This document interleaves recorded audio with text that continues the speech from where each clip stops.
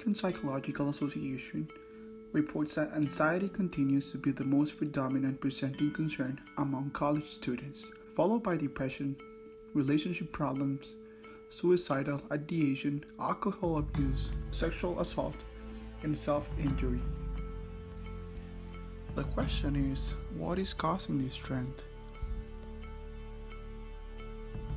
The uncertainty of where I'm going to work, if I'm going to finish the master's and follow it with a CPA, just the uncertainty. Mm-hmm. There's a lot of sleepless nights. There's a lot of just nights where I just sit there and I'm like, what's next to do for my projects? Not just the Baja project, my Keck Center project, where I'm just like, what's next? What do I have to do? Who do I have to call? Is there any problems? What if this happens? What if that? And mainly because of the overwhelmness of all the stuff that I was trying to handle between classes, work and organizations and extra projects that I was taking.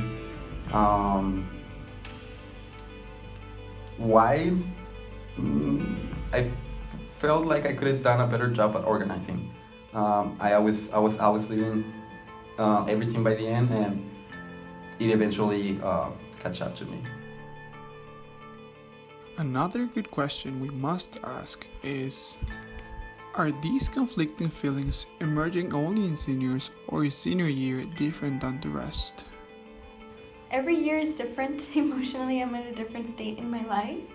This one has definitely had more to do with responsibility. Like I'm responsible for a lot of things, so I feel the pressure a lot more. So yes, very different. My senior year is probably not stressful.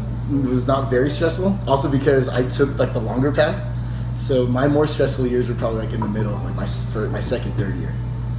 And then I also, like I said, I took a longer time to graduate. So once I got to that point, it was already things that I knew, things that I needed to get done.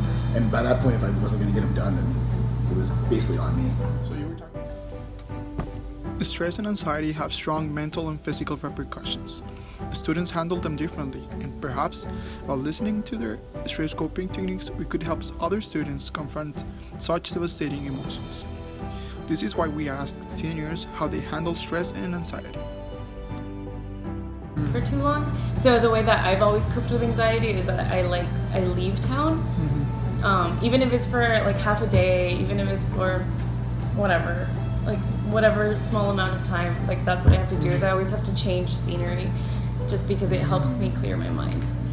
Every day before I go to bed, I think about everything that I did right, everything that I like today, and then everything that I wish I could have done differently, and the things that I expect for the next day, and what I want to do to get to that stage. And so what I always found helpful was I'm super extroverted also, so I would like to go if I needed friends.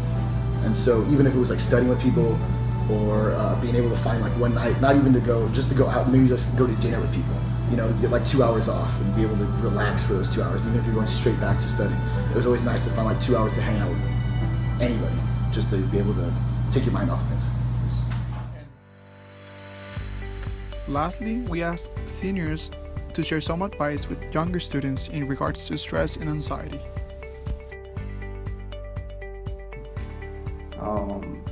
Be patient. Right now you're at an age where you feel like everything is running so fast and you want to get to your goals as fast as you can. But remember that preparation, the journey, it is what makes the goal satisfactory. So really embrace and enjoy the time that you have and learn as much as you can. GPA is important, but it's not everything. Make sure you're doing always something extra.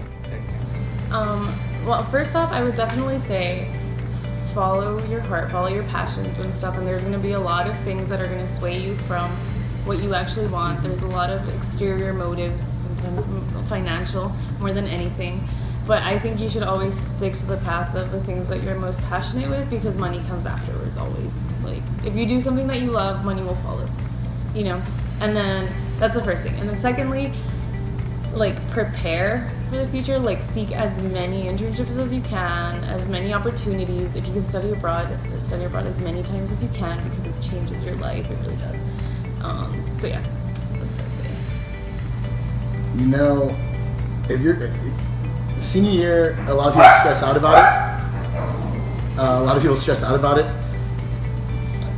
If I feel like my advice would be, I know it's silly, but like relax, take a step back, take a deep breath.